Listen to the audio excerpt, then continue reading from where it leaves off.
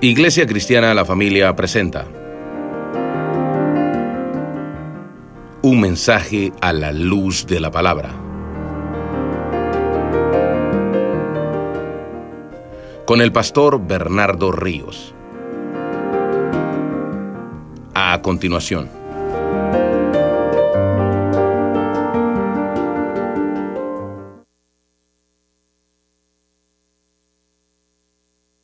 Vamos a estar en pie para leer el verso 1.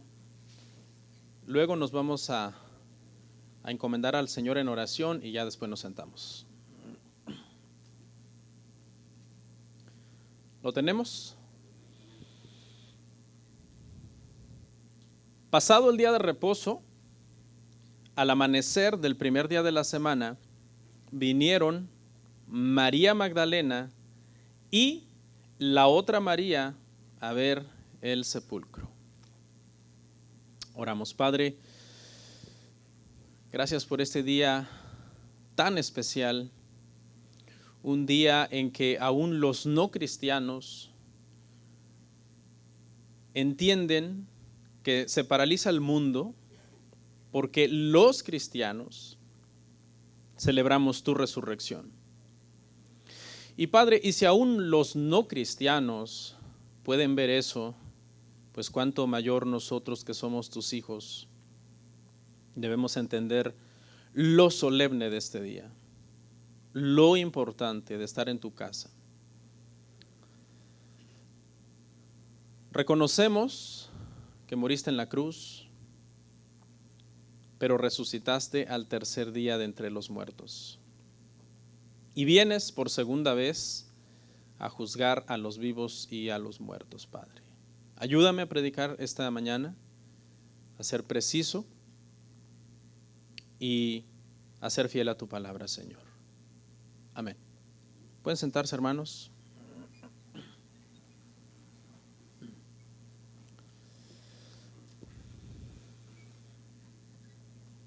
Como ya habrán notado, estamos haciendo una pausa el día de hoy, hermanos, de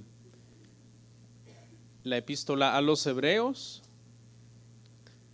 para hablar una de las doctrinas más importantes del cristianismo. Le puse por título Resucitó al tema del día de hoy. Resucitó en tiempo pasado. La resurrección de Cristo, hermanos, es uno de los temas sin el cual el cristianismo simple y sencillamente no existiría. Fue el primer sermón que se predicó cuando la iglesia nació en Hechos capítulo 2. Usted lo puede leer ahí en su casa, 23 y 24. El apóstol Pedro predicó acerca de la resurrección. A pesar de que al principio a ellos les costó entender este tema de la resurrección. Jesús les había dicho que iba a resucitar, pero ellos, hermano, en su humanidad no lo habían creído.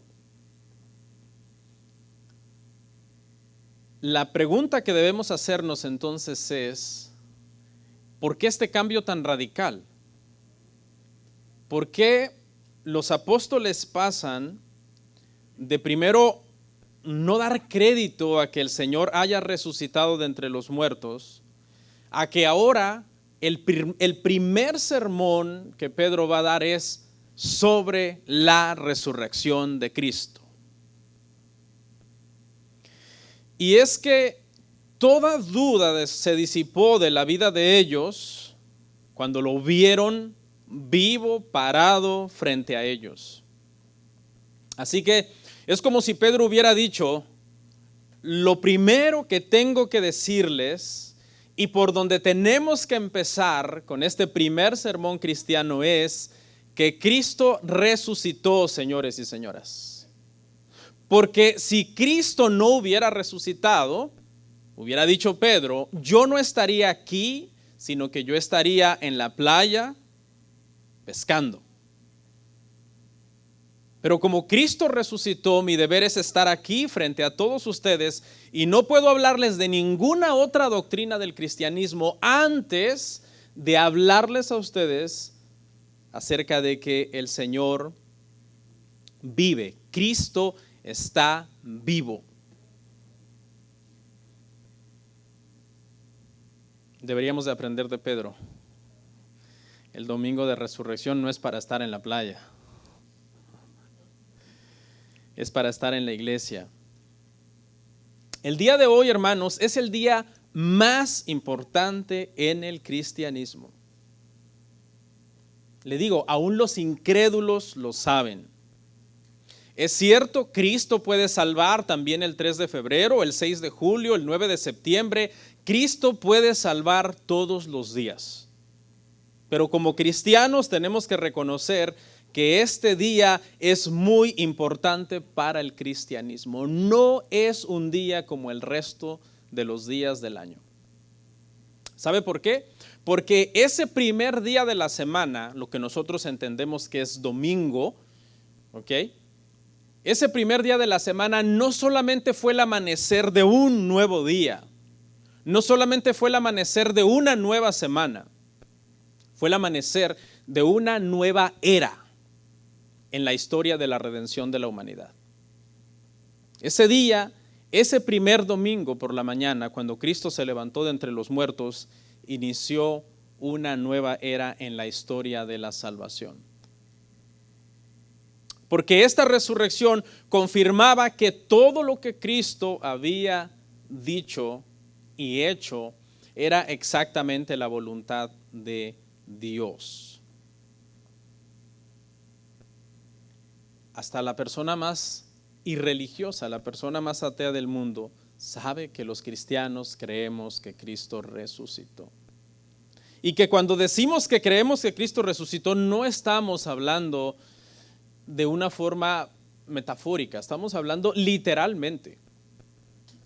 Se levantó de entre los muertos, salió de la tumba, estuvo 40 días con sus discípulos y después ascendió al cielo y está sentado a la diestra del Padre. El día de hoy, hermanos, voy a analizar Mateo 28 del 1 al 10, aunque solamente leímos el verso 1. Pero quiero comenzar por resolver un dilema que las sectas nos acusan de estar errados en cuanto a que Cristo resucitó un domingo. Y por un momento dije, voy a quitar esto de mi sermón, creo que no es el día para resolver este debate, pero creo que sí es el día, porque creo que es muy importante. Todos nosotros nos topamos con gente sectaria que nos dicen, ese domingo, ustedes lo que son es unos idólatras, porque Cristo realmente ni resucitó un domingo. Saquen bien sus cuentas. De viernes a sábado no hay 3 días y 3 noches. Así que vamos a comenzar por ahí. Vamos a resolver como primer encabezado el dilema de los 3 días y las 3 noches. Y para esto vamos a volver a leer Mateo 28:1. Pasado el día de reposo, al amanecer del primer día de la semana, vinieron María Magdalena y la otra María a ver el sepulcro. En este tiempo, hermano, los judíos no tenían nombre para los días de la semana. Tales días, como nosotros los llamamos lunes, martes, miércoles, etcétera, no eran manejados por ellos con esos nombres. Ellos tenían un día como el día importante de la semana, que era el Shabbat o el sábado, y simplemente se contaba que era el 7º día, y a partir de ahí consecutivamente se contaban los días que seguían al 7º día, como el primer día, el segundo día, el tercer día, y así hasta llegar al 6º, y se repetía una vez más. Venía el 7º día y otra vez se comenzaba a contar como el primer día de la semana. Este pasaje dice claramente que Jesucristo resucitó el primer día de la semana. Eso es lo que dice aquí. Y esto ha generado, como le decía yo, hermano, interminables debates, controversias, conjeturas, especulaciones. No voy a entrar en detalle porque no me daría tiempo en cada una de estos rincones, de estas teorías conspirativas, pero creo que sí vale la pena analizar de dónde sale esta controversia. Y esta controversia sale por una cita que está en Mateo 12:40. Vamos a verla, Mateo 12:40. Vamos a ponerla ahí en las pantallas, hermanos. Vamos a ver varios versos en este punto, pero vale la pena porque quiero dejar claro de una vez y por todas la solución de este enigma, si usted quiere. Porque como estuvo Jonás en el vientre del gran pez 3 días y 3 noches, así estará el Hijo del Hombre en el corazón de la tierra 3 días y 3 noches.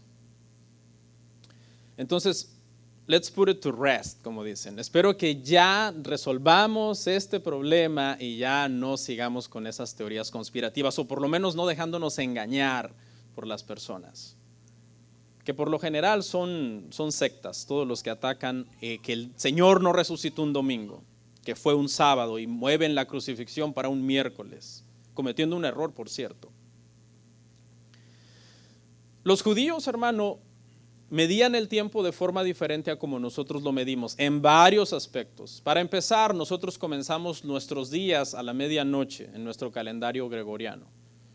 Los judíos comenzaban o comienzan todavía religiosamente hablando los días al atardecer. Cuando cae la tarde comienza el día y por la mañana termina el día, a la siguiente tarde comienza el siguiente día y así sucesivamente. Ese es un dato, ¿no? Ellos cuentan el tiempo de diferente manera.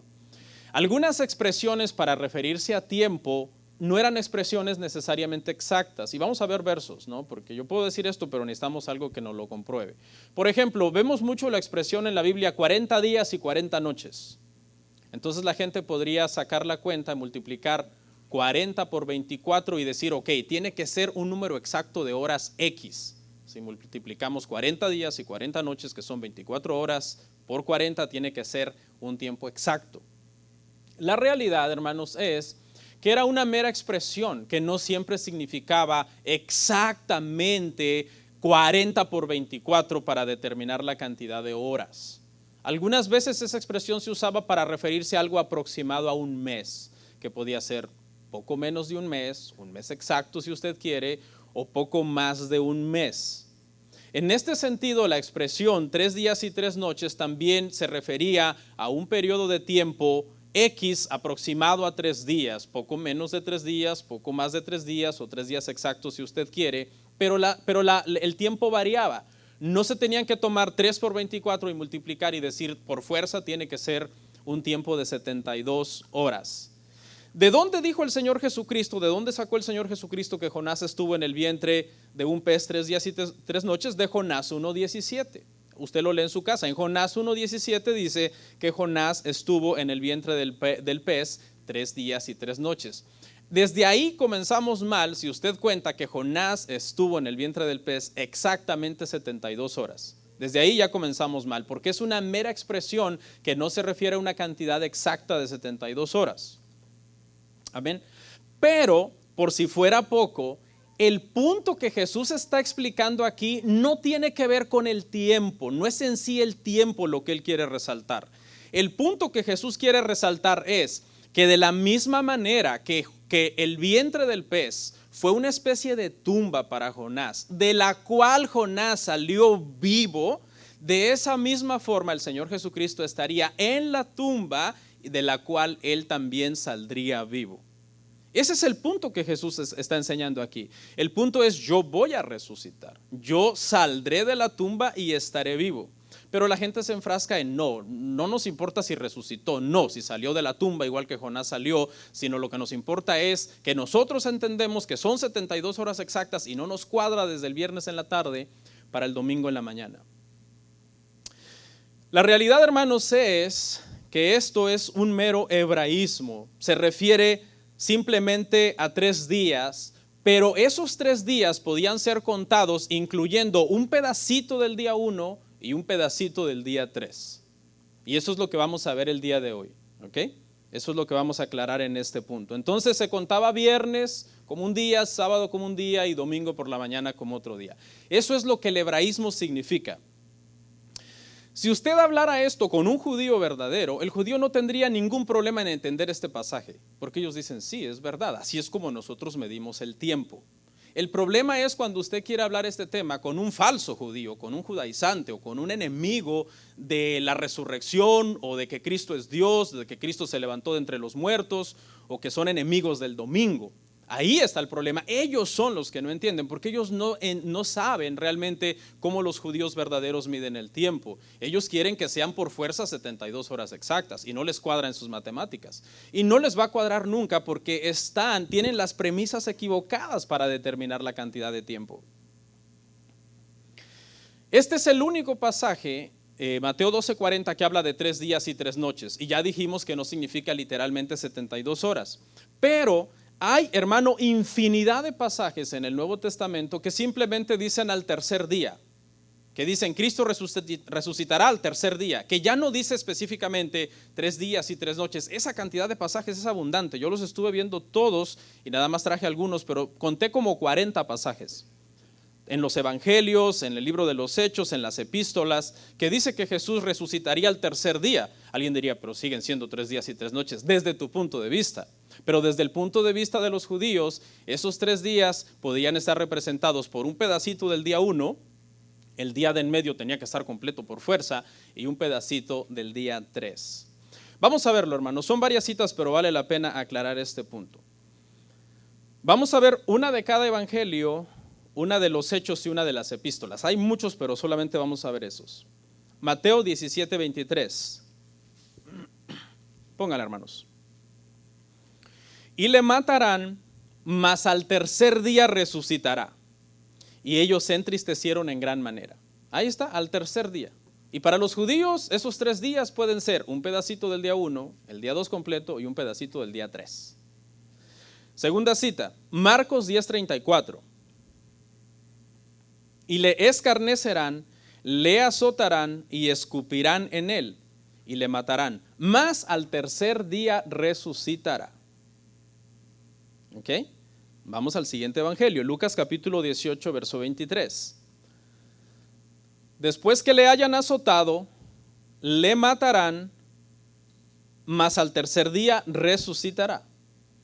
Juan 2:19, donde él en el contexto está hablando de su resurrección. Juan 2:19. Respondió Jesús y les dijo, destruid este templo y en 3 días lo levantaré. Vamos al único libro de historia en el Nuevo Testamento, Hechos 10:40, libro histórico.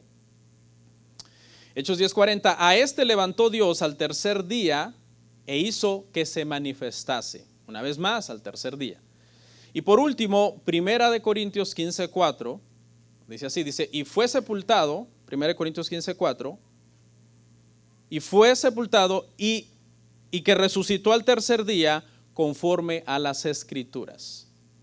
5 citas en donde simplemente dice al tercer día. Pero la gente a fuerza lo quiere resolver contando mal los días de Mateo 12:40 porque no entienden cómo se medía el tiempo. Ahora, yo he dicho que esto era usual en los judíos, ¿verdad? Que ellos así medían el tiempo. ¿Cómo podemos demostrar esto? Bueno, lo podemos demostrar yendo al Antiguo Testamento. Porque en el Antiguo Testamento hay citas que dicen que los judíos contaban así el tiempo.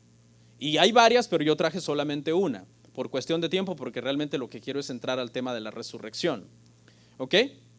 Vamos a ver una cita de que en el Antiguo Testamento así era como contaban los días. Vamos a ir a Esther 4:16. Ve y reúne a todos los judíos que se hallan en Susa y ayunad por mí y no comáis ni bebáis en 3 días, noche y día. Y yo también con mis doncellas ayunaré igualmente. Y entonces entraré a ver al rey, aunque no sea conforme a la ley, y si perezco, que perezca. Ahí dice que 3 días, 3 noches. Ahora vamos a ver en qué día se presenta Esther delante del rey. Esther 5:1.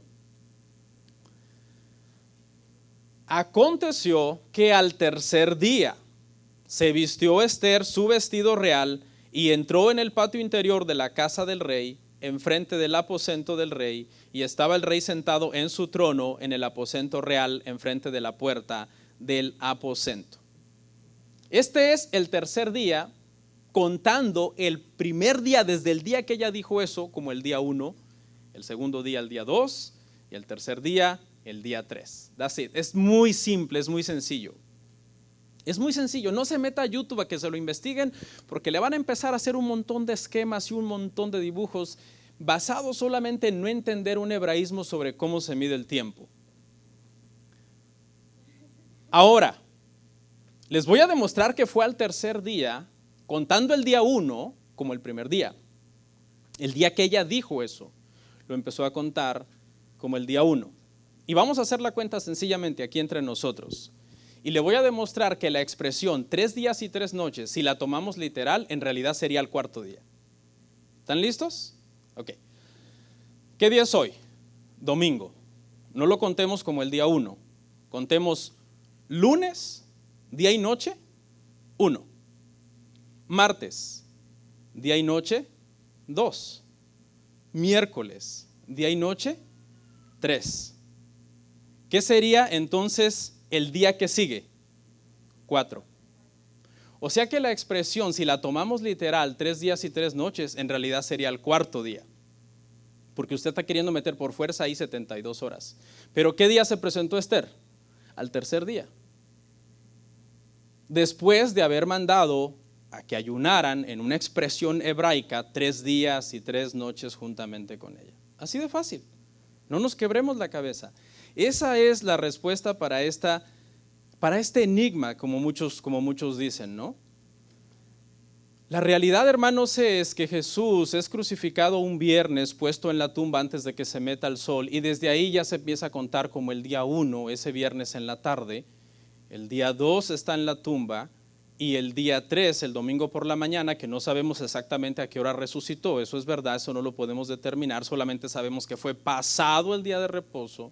Ese día de reposo, según como los judíos miden el tiempo, terminó el sábado por la tarde, el séptimo día. Nos van a atacar diciendo esto, pero no comenzó el día domingo. Entonces, ¿qué comenzó? Te van a decir, el primer día de la semana. Tú estás llamando el primer día de la semana domingo, pero ahí no dice que sea domingo. Pero ¿y entonces cómo se llama el primer día de la semana? Bueno, el primer día de la semana se llama domingo, porque lo que estamos diciendo es, no estamos diciendo que Jesús resucitó en un domingo, tal y como nosotros llamamos domingo a ese día hoy, en estos tiempos, y que en ese entonces no tenía nombre, sino que simplemente se llamaba el primer día. Pero ¿a qué día equivale en nuestro calendario? Equivale al día domingo. ¿Ya? Bueno, resucitó entonces Jesús el primer día de la semana, y esta es la razón, hermano, doctrinal de por qué nosotros nos reunimos los domingos. No se deje engañar por esas conspiraciones que empiezan a decir un montón de teorías acerca de las religiones babilónicas para querernos decir que es el día del sol y que venimos a adorar al sol. Sí, venimos a adorar al sol, pero al sol de justicia, que es un nombre para nuestro Dios y para nuestro Jesucristo. Decimos amén. Hermanos, es claro esto. Mucha gente se debate entre la vida y la muerte para tratar de entender es que por qué nos reunimos el domingo cuando el Nuevo Testamento es clarísimo diciendo que el domingo es el día del Señor. Y todo mundo se empezó a reunir ese día. Los apóstoles se reunieron en esos días. Jesucristo se manifestó 2 domingos seguidos, el primer día de la semana, a sus apóstoles después de resucitar. Vemos en el libro de los Hechos, capítulo 20, verso 7, a los discípulos reunidos. Vemos en la primera epístola a los Corintios 16:2, a los discípulos reunidos. Vemos en Juan 20:19, a Cristo manifestándose a sus discípulos en un domingo. Vemos en Juan 20:26, a Cristo manifestándose por segunda vez una semana después a sus discípulos. ¿Listo? ¿Lo dejamos ahí? Bueno, vamos entonces a hablar de la resurrección. Jesucristo resucitó el primer día de la semana. ¿Ok? Vamos a ver, hermanos, el siguiente encabezado que lo titulé El terror de los guardias y la paz de las mujeres. ¿Ok? Vamos a leer Mateo 28, 2 al 7. Y hubo un gran terremoto porque un ángel del Señor, descendiendo del cielo y llegando, removió la piedra y se sentó sobre ella. Su aspecto era como un relámpago y su vestido blanco como la nieve. Y de miedo de él, los guardas temblaron y se quedaron como muertos. Mas el ángel respondiendo dijo a las mujeres: no temáis vosotras, porque yo sé que buscáis a Jesús, el que fue crucificado. No está aquí, pues ha resucitado como dijo. Venid, ved el lugar donde fue puesto el Señor, e id pronto y decid a sus discípulos que ha resucitado de los muertos. Y aquí, ve delante de vosotros a Galilea, allí le veréis, he aquí os lo he dicho. En esta parte lo que vamos a ver es un contraste entre hermanos, entre el terror que los guardias tenían, que la resurrección les provocó, y la paz, por otro lado, que esta resurrección produjo en estas mujeres de las cuales vamos a hablar el día de hoy, que eran aquí en el relato de Mateo, las Marías, dos Marías. Estas mujeres, hermano, no habían venido al sepulcro diciendo vamos a ver a Jesús resucitado. Ellas no habían venido a eso, a pesar de que el Señor se los había dicho, yo voy a resucitar. Vean, no le habían creído. Ellas no fueron a ver a Cristo resucitado. Ellas compraron especias y fueron a ver un cadáver. En su mente ellas iban a ir a ver un cadáver, ¿okay? Un cadáver al cual ellas iban a ungir. Vemos entonces, hermano, cómo les costó a los primeros cristianos este tema de la resurrección. Si no es porque Cristo se paró delante de ellas. Y vamos a ver la reacción de ellas cuando Cristo se les paró delante. Pero no fue algo, hermano, fácil de entender. Mucha gente hasta el día de hoy, esto de la resurrección solamente se cree por la fe, hermano. Porque la gente escéptica va a decir, no, ¿cómo crees? ¿Cómo alguien va a salir de la tumba? Eso es imposible. Lo que vemos aquí, hermanos, entonces dice que hubo un terremoto. Lo primero, hay un terremoto. Es el segundo terremoto en menos de 3 días, hermano. Porque el primer terremoto ya fue generado por un grito lleno de fuerza, consumado es, cuando Cristo entrega el Espíritu en la cruz. Ese es el primer terremoto. Viene un terremoto, hermano, en Jerusalén, que inclusive es tan poderoso que rasga el velo del templo. Todo se cimbró, hermano, toda la ciudad, ante la expresión de Cristo entregando su Espíritu y muriendo por nosotros en la cruz del Calvario. Pero apenas horas después hay un segundo terremoto en la ciudad. No cabe duda que esta Pascua fue diferente. No era una Pascua igual que las que se habían celebrado por 1500 años antes. En esta ocasión el terremoto es provocado por la llegada de un ángel poderosísimo, hermano, descendió, y en ese momento cuando ese ángel desciende, la piedra es quitada y se sienta sobre esa piedra. Hay quienes dicen que vino a quitar la piedra para que Jesús salga. Por favor, si Jesús tuvo poder para resucitar de los muertos, iba a necesitar que alguien le quitara la piedra. La realidad es que vino a quitar la piedra para que las mujeres que habían venido al sepulcro dijeran, está la tumba vacía. Porque hay un detalle, esa piedra no era fácil de quitar. Y si usted se da cuenta, las mujeres van con toda la intención de ir a ungir el cuerpo de Jesús. Y la pregunta es, ¿quién les iba a quitar la piedra? Porque eran mujeres. O sea, sabemos que tal vez 6, 7, 8 hombres hubieran movido la piedra. Pero 2 mujeres, era una piedra muy pesada. El ángel entonces mueve la piedra, pero no es para que Jesús diga, ay, gracias, porque no podía salir de aquí. ¿Qué hubiera hecho si no me hubieras movido la piedra? Entonces, ¿de qué tipo de Jesús estamos hablando? Mire lo que generó la llegada del ángel, hermano, en los guardas. 2 reacciones físicas extremas una de la otra, completamente diferentes. La primera reacción, tembladera, incontrolable. La primera es que ellos no podían controlar su cuerpo para que no se moviera más. ¿Alguna vez a usted le ha dado escalofríos, chills, dicen? Y tú estás así y no puedes parar. Dices, voy a parar y no puedes. Estos hombres se apoderó de ellos, hermano, una temblazón, podríamos decir, que no la podían controlar. Pero pocos segundos después su cuerpo se paralizó y ahora no lo podían mover. Dice que quedaron como muertos, paralizados por el miedo. Pero sin embargo a las mujeres el ángel les dice, no temáis. Ellos quedaron como muertos, pero a las mujeres, hermano, se les infundió paz. Y el ángel les da una suave reprensión y les dice, vayan y digan a sus discípulos que ha resucitado como él dijo. ¿No se acuerdan? Que él dijo que iba a resucitar. ¿Por qué vinieron a ungir un cadáver? Deben asimilar pronto lo que está pasando. No tienen mucho tiempo porque inmediatamente el ángel las comisiona para que vayan a proclamar esta gran noticia. Él está vivo. Muchos se han preguntado, ¿por qué Cristo apareció primero a las mujeres después de resucitar? Y han surgido un sinfín de teorías. Algunas razonables y algunas completamente torciendo el sentido del pasaje para hacerlo decir lo que realmente no dice. Hay quien dice que Jesús tuvo un grupo de mujeres muy fieles, eso lo dice la Biblia obviamente, y que probablemente Jesús está tratando de recompensar su fiel servicio, diciendo Jesús intencionalmente, mi voluntad es al resucitar primero manifestarme a las mujeres. He oído teorías locas como hasta usar este verso para decir que una mujer puede ser pastora. Dice, una mujer puede ser pastora porque Cristo al resucitar primero se le apareció a las mujeres, lo cual es abusar completamente del pasaje. Y nos podemos ir hasta extremos de teorías o formas jocosas, ¿no? de por qué hay quien jocosamente dice, no, lo que pasa es que el mensaje se tenía que difundir rápido, entonces por eso es que fue a mujeres, que se le presentó el Señor después de resucitado. Sabemos que la gente que dice esto, no lo estoy diciendo yo, ¿ok? Misógino.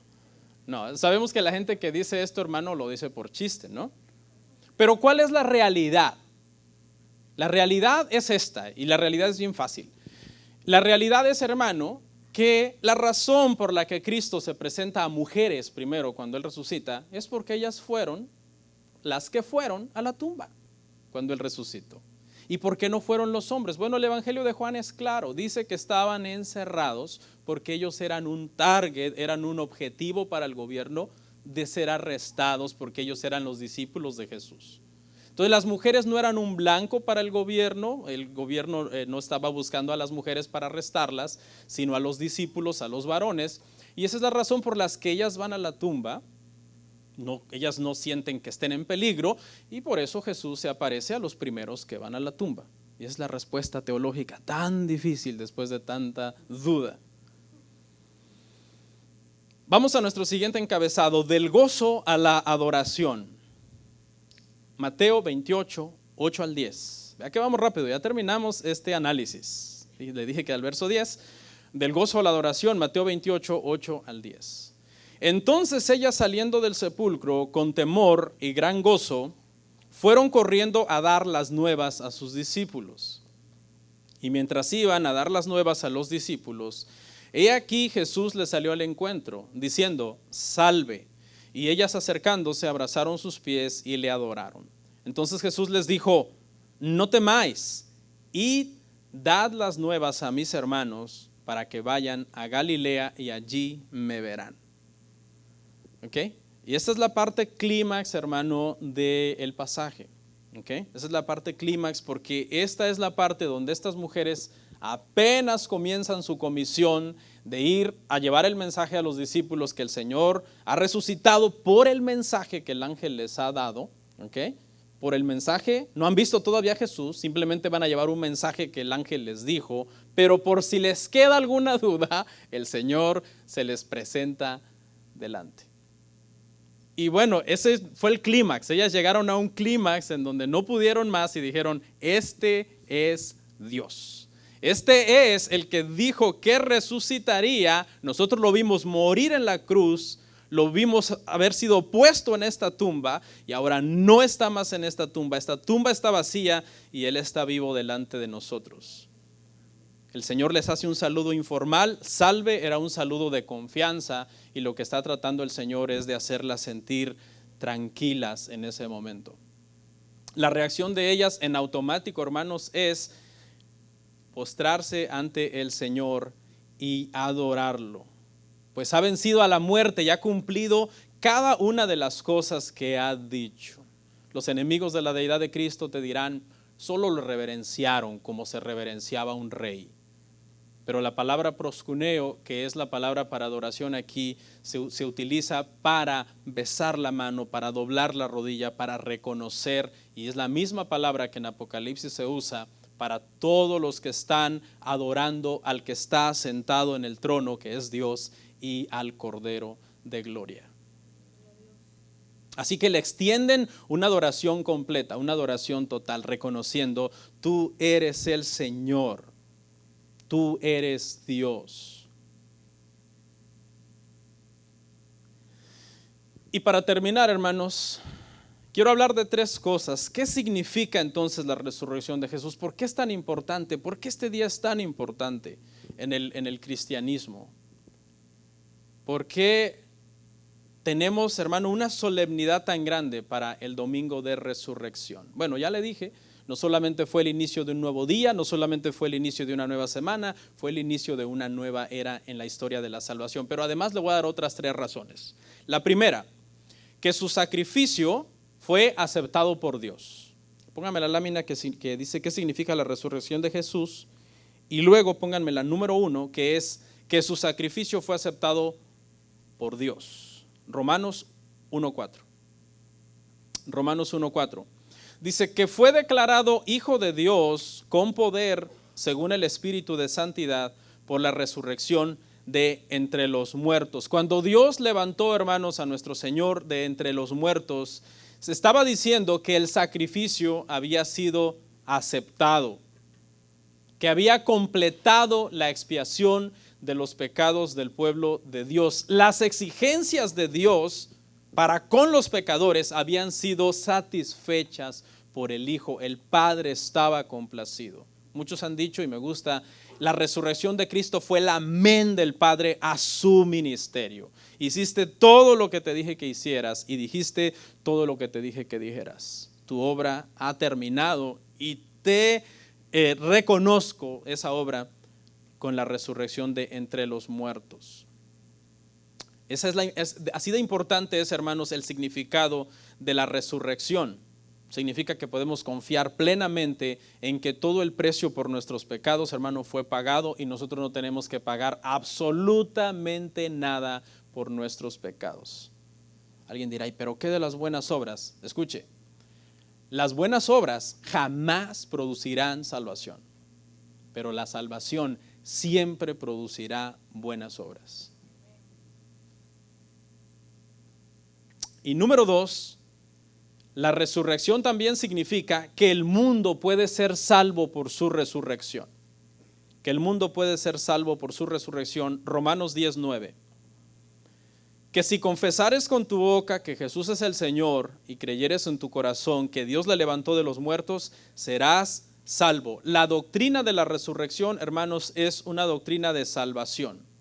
Todo aquel que diga que cree en Cristo tiene que, por ende, creer que Cristo resucitó de entre los muertos. Entonces, cuando confiesa eso, que Jesús es el Señor, dice Romanos 10:9, y que Dios le levantó de entre los muertos, entonces la persona es salva. Porque esa es una fe completa, una fe genuina, una fe real. Quien diga que cree en Cristo, pero no en su resurrección, a saber qué Cristo será ese. Porque el Cristo verdadero resucitó. El que diga que cree en Cristo, pero no en la resurrección de Cristo, está inventando un Cristo que no salva, porque no es el Hijo de Dios. El Hijo de Dios resucitó de entre los muertos.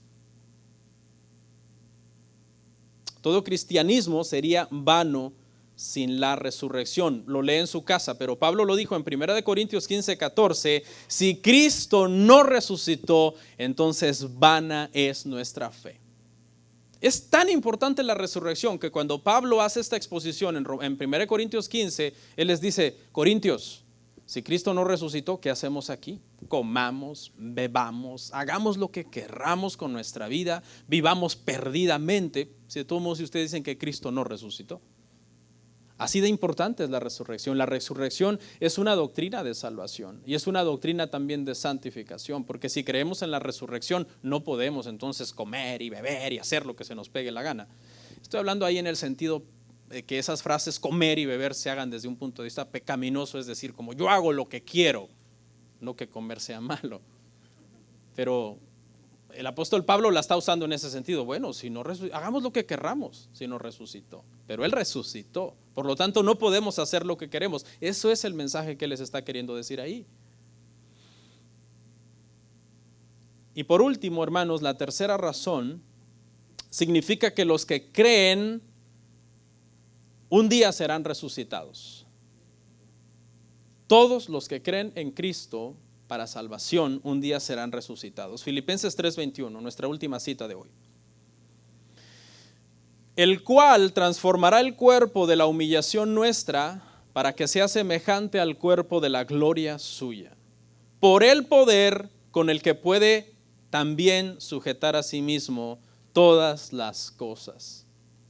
Todos los que creemos en Jesucristo, todos los que nuestro Señor, hermanos, nos salvó, un día vamos a resucitar para vida eterna. Porque los impíos también van a resucitar para condenación perpetua.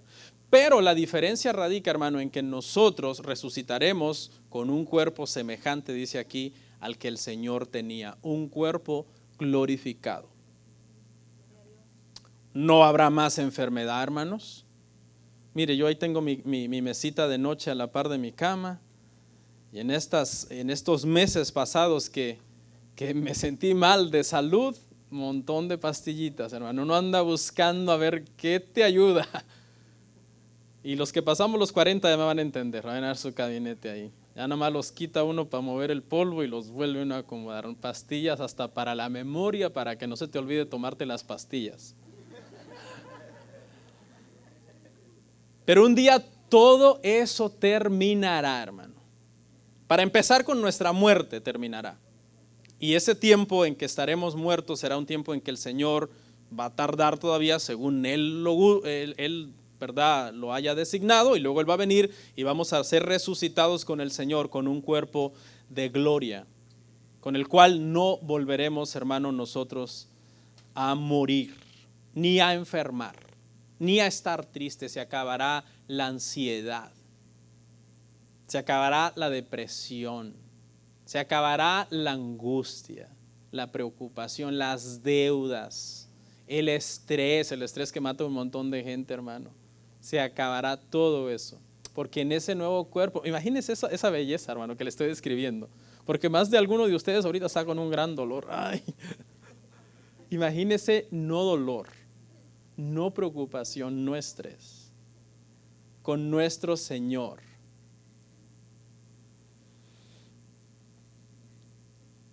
Con esta historia cierro. Se dice, hermanos, que en 1637, esto es histórico, el gobierno de Japón mandó matar 11,000 cristianos en una isla que se llamaba Ryukyu.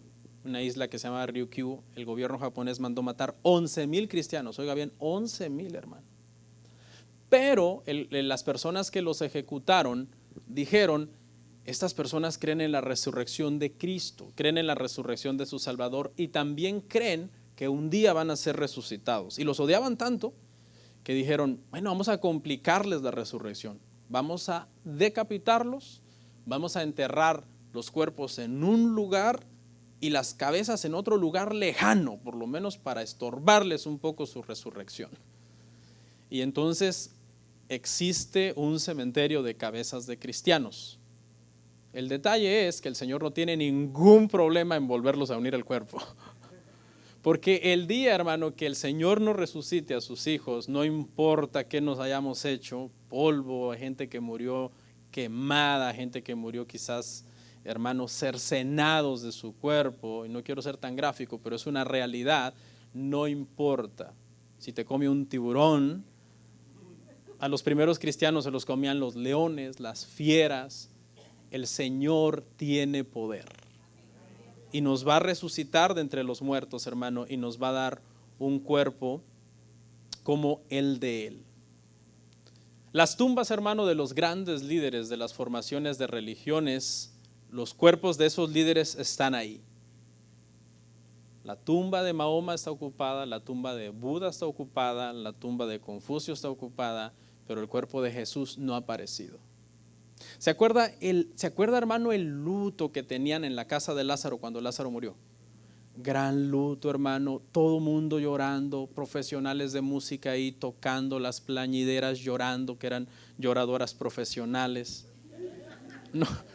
No, era gente que se contrataba para eso. Si usted es una persona que casi nadie lo quiere y usted dice: nadie va a llorar en mi funeral, contrate a alguien de esas plañideras para que lloren por usted. Y hermano, ya termino, escuche. Y las hermanas de Lázaro, hermano, deshechas en llanto y todo mundo triste. Pero ¿sabe qué pasó? Cuando Jesús murió no se planeó ningún funeral. No lo dice ahí. No anduvieron, hermano, en ningún funeral. Quizás lo iban a hacer, no sabemos, porque estoy especulando, la Biblia no dice nada de eso. Pero se imagina a los familiares de Jesús, a María, sus hermanos o alguien diciendo, ¿y ahora qué hacemos? ¿Contratamos músicos? ¿Contratamos plañideras? Porque esa era una costumbre, era una tradición, así se tenían que hacer los funerales. Y cuando llegan las mujeres corriendo, le dan la noticia a los apóstoles. En Juan vemos que Pedro y Juan salen corriendo rumbo a la tumba a comprobar que Jesús ha resucitado y se cancela todo funeral, porque simple y sencillamente Jesús estaba vivo. Lo que se supone que iba a ser un día de gran luto para toda la familia de Jesús, se convirtió en un día de gran celebración, pero no solo para toda la familia de Jesús, para todo el mundo que cree en Cristo. Gloria a Dios. Terminamos.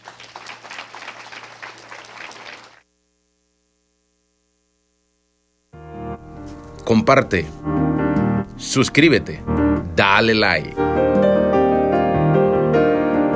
Gracias por tu sintonía. Hasta la próxima. Bendiciones.